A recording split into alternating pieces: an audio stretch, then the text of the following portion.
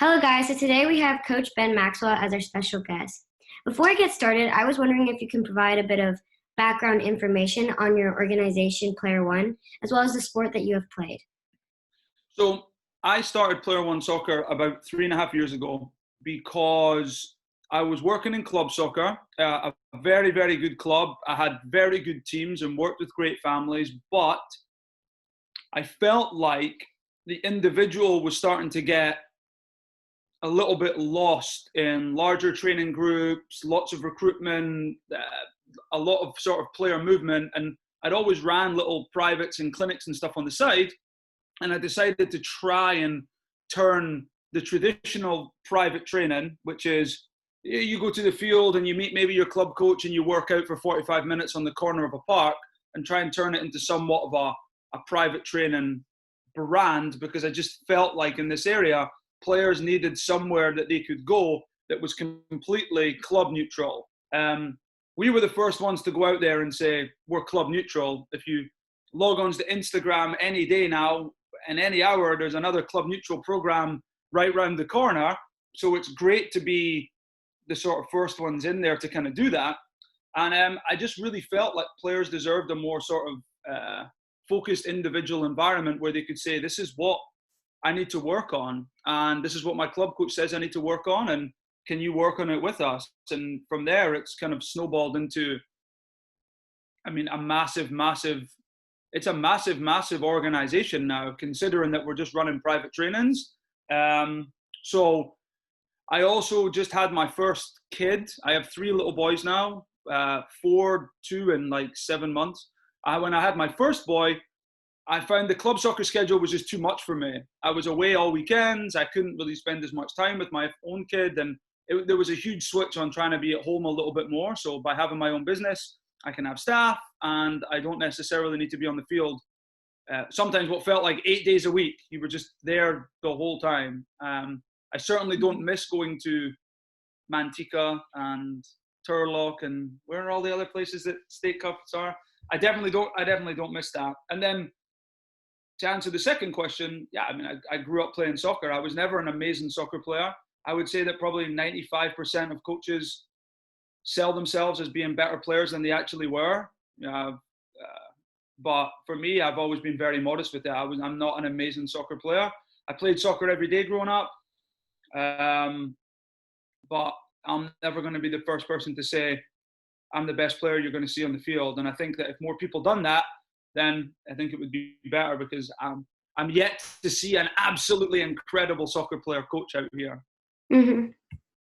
So the first really important question that I wanted to ask you is, why do you think mentality and mindset is so important for any sport? I think mindset and mentality is so important because, I've been doing this for 15 years. I started off in Scotland running little classes in schools. When I came to America, I was working in rec programs, and I worked my way all the way up now to training some of them. If you're one of the top players in this area, there's a good chance you're working with Player One, a good chance. So I've seen everything. And we can all learn the same drills, and we can all go to the same classes or clinics or clubs or camps. We can all do that. That information's available to everybody. So the separator is always those kids that have got that little extra up here, who are willing to do the extra work, who are willing to push themselves, who'll turn up when it rains, who sacrifice family vacations, who do that stuff. And the more I've worked my way up through the levels, the more I've realized that players that just have that little bit extra desire, they have the potential to go a lot further. I think that one thing that's really, really important to understand here is it's not necessarily about doing the extra or doing the training. And that's coming from someone who wants people to come and do extra because my business provides that.